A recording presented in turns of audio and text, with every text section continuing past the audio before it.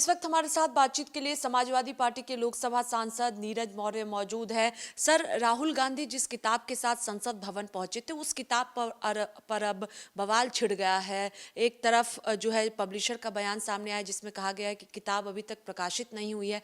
दूसरी तरफ राहुल गांधी पूर्व सेना प्रमुख के ट्वीट को दिखा रहे हैं। राहुल जी जब सदन में बोल रहे थे तो मुझे लग रहा उन्होंने एक दो लाइन बोली होगी और उससे पहले ही सरकार की तरफ से टीका टिप्पणी हुई। सरकार ने उनको बोलने नहीं दिया। सरकार क्यों डरी हुई है ये समझ में नहीं आ रहा है। और उस किताब में ऐसा क्या है कि जिससे सरकार पूरी घबरा गई, डर गई। प्रकाशित हुई नहीं हुई ये अलग विषय है। विषय यह है कि वो किताब आई है और राहुल जी ने कहा कि अमेज़न पे उपलब्ध है। तो उस किताब के बारे में जो भी बातें वो कहना चाहते हैं, जो लिखी हुई हैं, सरकार को उनको सुनना चाहिए। और अगर कोई ऐसी बात है जो आपत्तिजनक है, जो सत्य नहीं है, तो सरकार उस पर फिर कार्रवाई करे, एक्शन ले। सरकार के पास पूरा हो, लेकिन सरकार पहले ही डर जा रही है। तो ये कहीं ना कहीं कोई ऐसी गंभीर बात है जिससे सरकार बैकफुट पे है और इसीलिए सदन चलाने में सरकार पूरा व्यवधान डाल रही है। एक सवाल ये भी है कि लगातार लोकसभा की कार्रवाई स्थगित हो रही है। विपक्ष एक तरफ आरोप लगा रहा है कि एक तरफा एक्शन जो है वो लोकसभा स्पीकर द्वारा लिया जा रहा है। ये भी खबर आ रही है कि अविश्वास प्रस्ताव की तैयारी में विपक्षी पार्टियां हैं। समाजवादी पार्टी का क्या स्टैंड है, क्योंकि कहा जा रहा है आप लोग भी समर्थन करेंगे? हमारे राष्ट्रीय प्रमुख महासचिव माननीय राम गोपाल यादव जी ने स्थिति क्लियर कर दी है कि अगर ऐसा कुछ भी होता है तो समाजवादी पार्टी साथ देगी।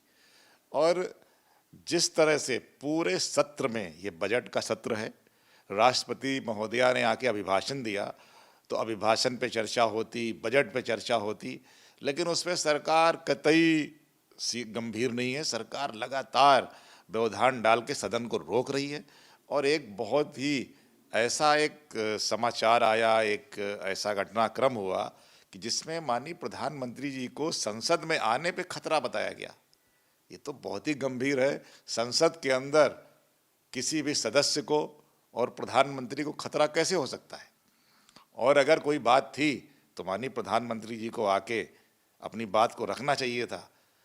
देश ने देखा कि संसद में प्रधानमंत्री जी आए ही नहीं, तो देश की जनता भी ये जानना चाहती है कि आखिर ऐसा क्या हो गया।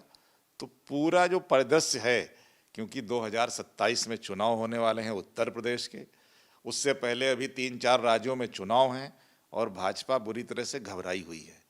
भाजपा की समझ में नहीं आ रहा है कि 2024 में जिस तरह से उत्तर प्रदेश की जनता ने, पीडीए के लोगों ने समाजवादी पार्टी इंडिया गठबंधन को समर्थन दिया, उससे वो घबराए हुए हैं और ये चाह रहे हैं कि किसी तरह से विपक्ष को बोलने नहीं दिया जाए, विपक्ष के बातें ना आ पाएं। और इसीलिए मुझे लग रहा है ये सारा घटनाक्रम किया जा रहा है सरकार के द्वारा।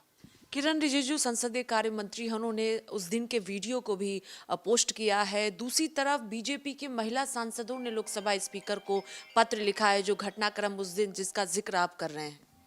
देखिए, संसद के अंदर कोई भी, हम भी जाते हैं अपनी सीट पर बैठते हैं, माननीय प्रधानमंत्री जी की भी अपनी सीट है, तो वहाँ ऐसा कुछ भी नहीं है कि जहाँ से किसी को खतरा हो। और अगर संसद में खतरा है तो सरकार को इस पे पूरे तरह से एक वाइट पेपर देना चाहिए। और संसद में अगर खतरा हो जाएगा तो मुझे लग रहा है फिर देश में कैसे चलेगा, देश ही कैसे चलेगा।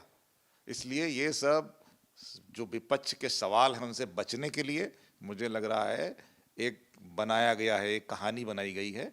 और प्रधानमंत्री जी तो बहुत 56 इंच के सीने वाले हैं, इतना कैसे डर गए, ऐसे कैसे डर गए भाई?